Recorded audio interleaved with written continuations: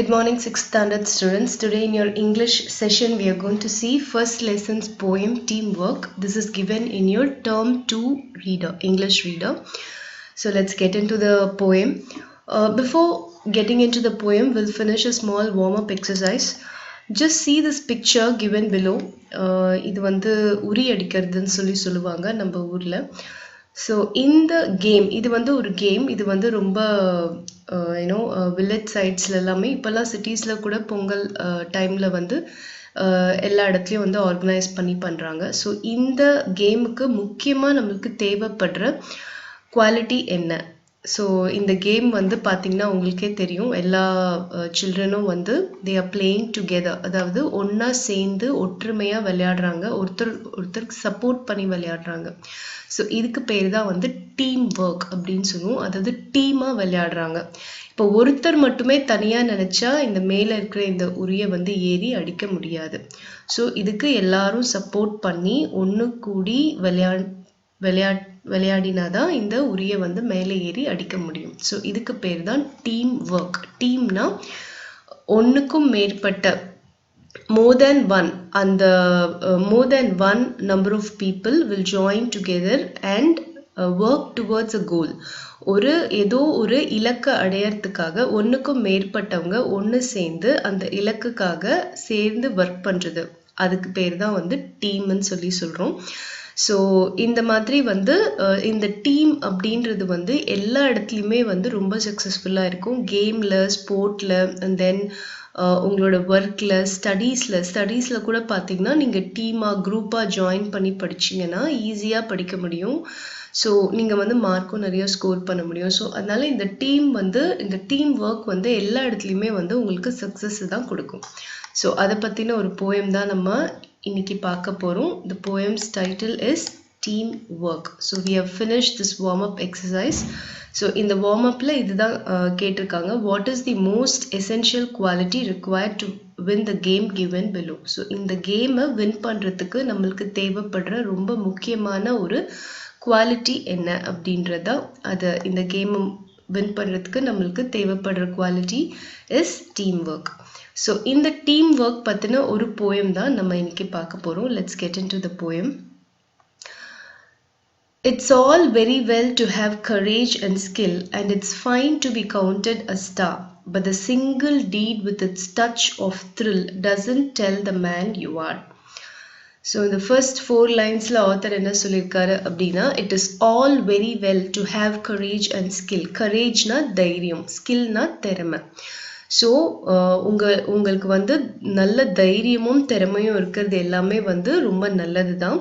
அதே மாதிரி and it's fine to be counted a star, அதாவது உங்களை வந்து ஒரு ஸ்டாரா, ஒரு நட்சத்திரமா எல்லாரும் வந்து பார்க்கறதும் வந்து ரொம்பவே நல்ல விஷயம்தான். ஆனா but the single deed with its touch of thrill doesn't tell the man you are. அப்படின்னா என்ன அர்த்தம்னா, உங்களோட ஒருத்தரால பண்ணக்கூடிய ஒரு செயல் வந்து நீங்க யாரு, நீங்க எந்த மாதிரியான ஒரு மனுஷன் அப்படின்றத வந்து பிரதிபலிக்காது அப்படின்னு சொல்றாரு. For there is no lone hand in the game we play. We must work to a bigger scheme, and the thing that counts in the world today is how do you pull with a team.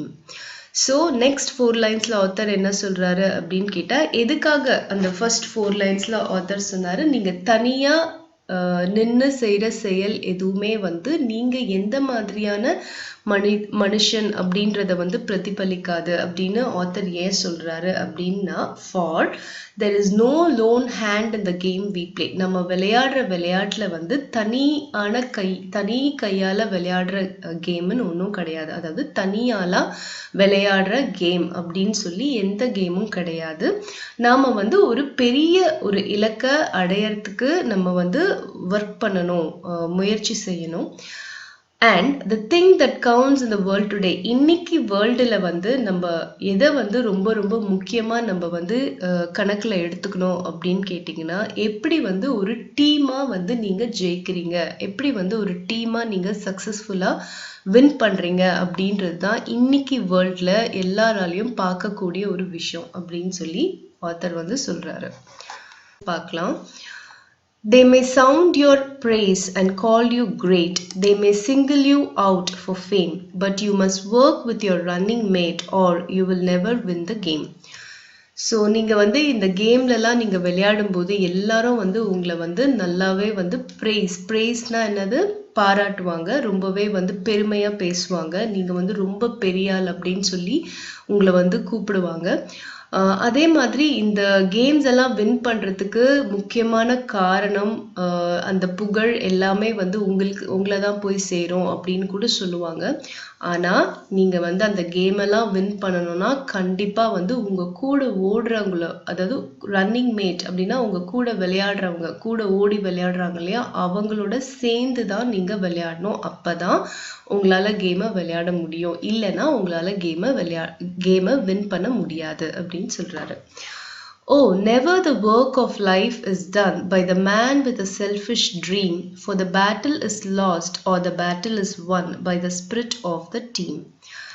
So next 4 linesல author என்ன சொல்றாருன்னா, ஒருத்தரோட வாழ்க்கை, work of life, ஒருத்தரோட வாழ்க்கை வந்து அவங்க வாழ்க்கையில அவங்க செய்யக்கூடிய செயல்கள் எதுவுமே வந்து பார்த்தீங்கன்னா ரொம்ப வந்து ஒரு செல்ஃபிஷான ஒருத்தரால் வந்து செய்து முடிக்க முடியாது. அதாவது செல்ஃபிஷ்னா தன்னை பற்றியே யோசிச்சு தனக்காகவே எல்லாமே செய்துக்கிறது தான் செல்ஃபிஷ்.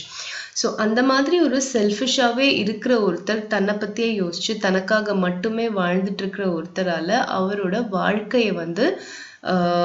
வாழ்க்கையை வந்து கண்டிப்பாக வந்து சிறப்பாக வாழ முடியாது. For the battle is lost or the battle is won. ஒரு போருக்கு போனாலும் அந்த போர் வந்து அந்த போர் படை, பேட்டில்னா என்ன, போர் புரியும் படையை தான் வந்து பேட்டில்னு சொல்லுவோம். ஸோ அந்த பேட்டில், அந்த போர் படை வந்து தோக்குறதும் ஜெயிக்கிறதும் வந்து அவங்க வந்து எவ்வளோ அழகா டீமா வந்து சேர்ந்து சண்டையிட்டு வின் பண்றாங்க அப்படின்றதுல தான் இருக்கு. ஸோ அந்த டீம், அந்த போர் படையோட அந்த டீம் ஒர்க், ஒன்னா சேர்ந்து அவங்க வந்து அந்த ஸ்பிரிட்டோட வந்து சண்டையிடலைன்னா கண்டிப்பா அந்த டீம் வந்து அந்த பேட்டில் வந்து தோத்து தான் போகும் அப்படின்னு சொல்லி ஆத்தர் சொல்றாரு. You may think it fine to be praised for skill, but a greater thing to do is to set your mind and set your will on the goal that's just in view. So author இந்த 4 லைன்ஸ்ல என்ன சொல்றாருன்னா, நீங்கள் வந்து நினைப்பீங்க உங்களோட திறமைக்காக உங்களை வந்து பாராட்டப்படுறது. இப்போ நீங்கள் உங்களுக்கு ஒரு நல்ல திறமை இருக்குது, அந்த திறமைக்காக நீங்கள் எல்லாரும் உங்களை பாராட்டுறாங்க அப்படின்னா அது வந்து ஓகே, நல்ல விஷயம்தான். ஆனால் அதை விட முக்கியமாக நீங்கள் செய்ய வேண்டிய விஷயம் ஒன்று இருக்குது. அது என்ன விஷயம் அப்படின்னு கேட்டால் உங்களோட மைண்ட் அண்ட் உங்களோட வில். மைண்ட்னா என்ன, உங்களோட நீங்கள் எதை நோக்கி பயணம் செய்கிறீங்களோ அதுதான் வந்து இங்கே மைண்டுன்னு சொல்லி சொல்கிறாரு. அண்ட் செட் யூ வில், அதாவது உங்களோட இலக்கு. வில்னா உங்களோட கோல், நீங்கள் எதை அடைய விரும்புகிறீங்களோ அதுதான் உங்களோட வில். ஸோ உங்களோட மைண்டை வந்து நீங்கள் வந்து எதை நீங்கள் நோக்கி போகணும், எதை வந்து நீங்கள் அடையணுமோ அதுக்கு ஏற்ற மாதிரி நீங்கள் செட் பண்ணிவிட்டு அந்த கோலை வந்து நீங்கள் வியூ பண்ணி தான் நீங்கள் வந்து போகணும் அப்படின்னு சொல்லி ஆத்தர் வந்து சொல்கிறாரு. It is helping your fellow man to score when his chances hopeless seem. It's forgetting self till the game is over and fighting for the team. So அப்படி அந்த கோலை நீங்கள் வந்து உங்களோட வியூவில், அதாவது வந்து நீங்கள் வந்து அந்த கோல் நீங்கள் எதை அடையணும்னு நினைக்கிறீங்களோ அதை வந்து நீங்கள் உங்கள் கண் முன் நிறுத்தி நீங்கள் வந்து அதை நோக்கி விளையாடினா மட்டும்தான் வந்து நீங்க மட்டும் ஜெயிக்காம உங்களோட கூட விளையாடுறவங்களையும் நீங்க ஜெயிக்க முடியும். It's helping your fellow man to score. So உங்க கூட விளையாடுறவங்களையும் வந்து நீங்க ஸ்கோர் பண்ண வைக்க முடியும். எப்போனா அவங்களோட சான்ஸ் வந்து ரொம்ப ஹோப்லெஸ்ஸா இருக்கும்போது, அதாவது உங்க கூட விளையாடுற உங்களோட டீம் மேட்டோட ஸ்கோப், அதாவது அவங்க விளையாடி ஜெயிக்கக்கூடிய அவங்களோட சான்சஸ் வந்து ரொம்பவே குறைவா இருக்கும் பட்சத்துல கூட நீங்க வந்து அவரோட சேர்ந்து விளையாடினீங்கன்னா கண்டிப்பா வந்து அந்த கேமை வந்து ஒன்னா சேர்ந்து எல்லாருமே வந்து வின் பண்ண முடியும். It's forgetting self till the game is over and fighting for the team. அதாவது அவனால தான் ஜெயிக்க முடியாது, அவனோட சான்சஸ் வந்து ரொம்ப கம்மியா இருக்கு அப்படின்னு நினைச்சு நம்ம விடாம நம்மளோட டீம் வந்து வின் பண்ணணும் அப்படின்னு சொல்லி நம்மள மறந்துட்டு அவங்களுக்காக நம்ம விளையாடணும்னா கண்டிப்பா வந்து அந்த டீம் வந்து வின் பண்ணும் அப்படின்னு சொல்லி சொல்றாரு. ஸோ இந்த போயம்ல ஆத்தர் நமக்கு என்ன சொல்லியிருக்காரு, நம்ம டீமா விளையாடும் போது நம்ம வந்து நம்மளை பத்தி யோசிக்க கூடாது. நம்மளோட நான் கோல் போடணுமா, நான் வின் பண்ணணுமா, என்ன எல்லாரும் புகழ்வாங்களா, எனக்கு தான் எல்லா பாராட்டும் கிடைக்குமா அப்படின்றத பத்தி கண்டிப்பா யோசிக்கவே கூடாது. உங்க கூட விளையாடுற டீம் மெம்பர்ஸ் யாரோட சான்சஸும் கூட ரொம்ப ஹோப்லெஸ்ஸா இருந்தாலும், ரொம்ப அவங்க வின் பண்ற சான்சஸ் கம்மியா இருந்தாலும், மற்றவங்களோட ஹோப் எல்லாமே வந்து இல்லை நம்ம டீமா வின் பண்ணணும் அப்படின்னு சொல்லி ஒரு நம்பிக்கையோட வந்து நீங்க எல்லாரும் சேர்ந்து விளையாடுனீங்கன்னா கண்டிப்பா வந்து அந்த டீம்ல இருக்க யாருமே தோக்க மாட்டாங்க, அந்த டீமே வந்து வின் பண்ணும் அப்படின்றது தான் ஆத்தர் வந்து சொல்றாரு.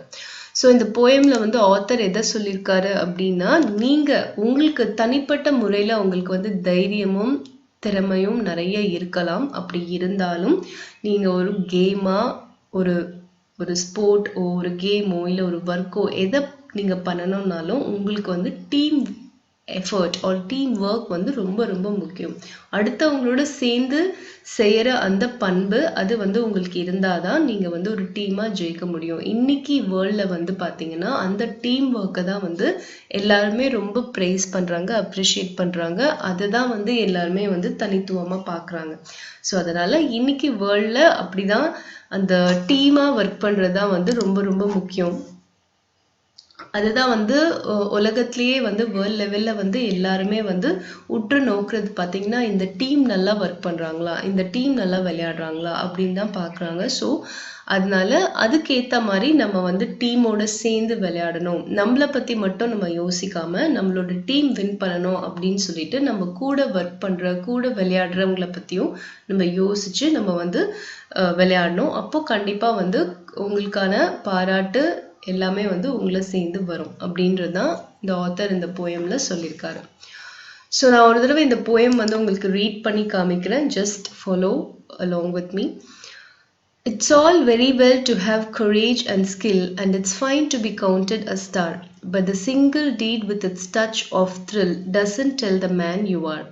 For there is no lone hand in the game we play. We must work to a bigger scheme, and the thing that counts in the world today is how do you pull with a team.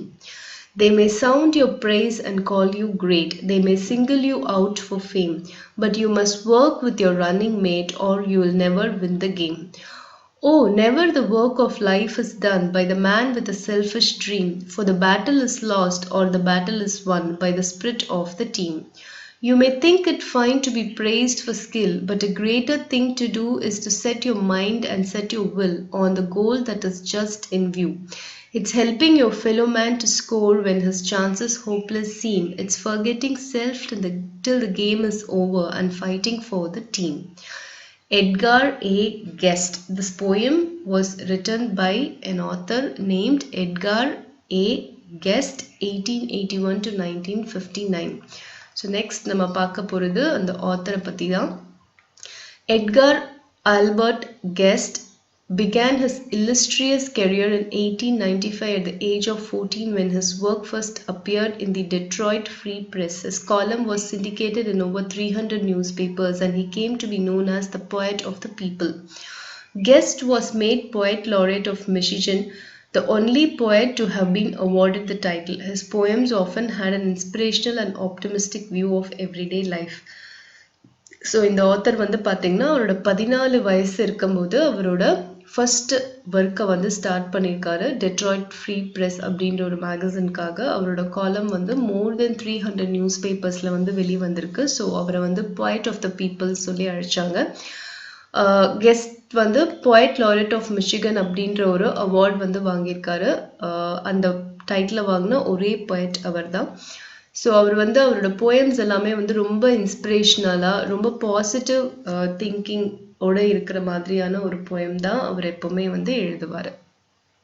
So next வந்து இந்த glossary வந்து you have to completely read and write it in your class work notebook.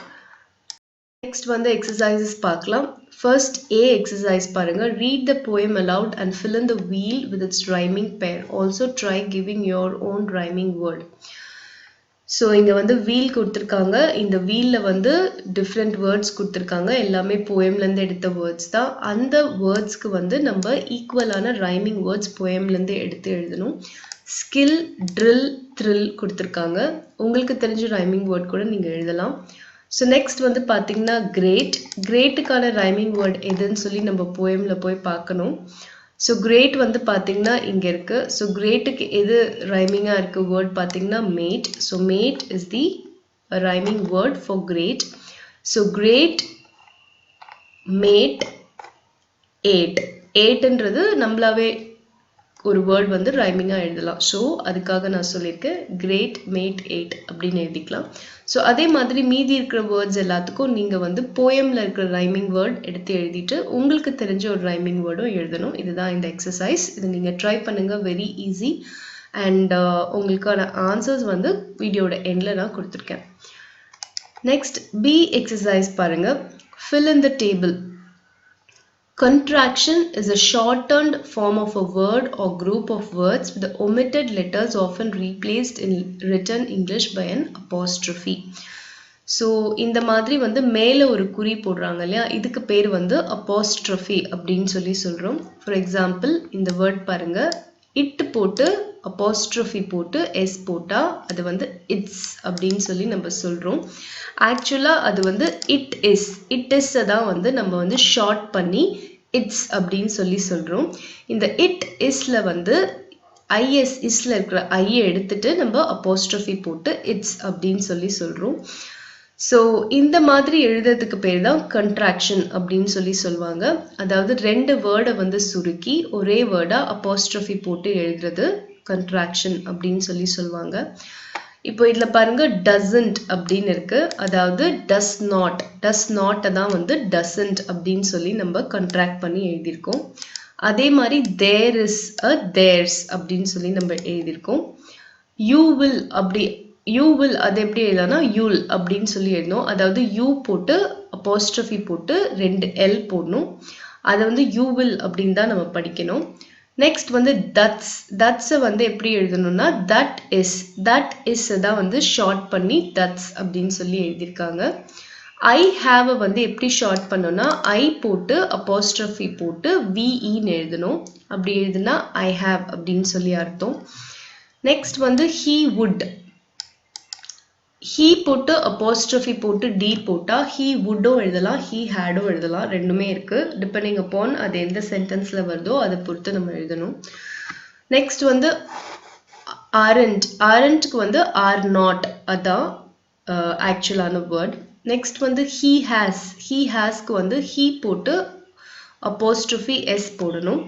Next வந்து வோண்ட்டுக்கு வந்து would நாட்டுக்கு தான் நம்ம வந்து will நாட்டுக்கு தான் வந்து நம்ம won't அப்படின்னு சொல்லி எழுதுவோம். WILL போட்டு ஸ்பேஸ் விட்டு NOT வில் நாட் தான் won't.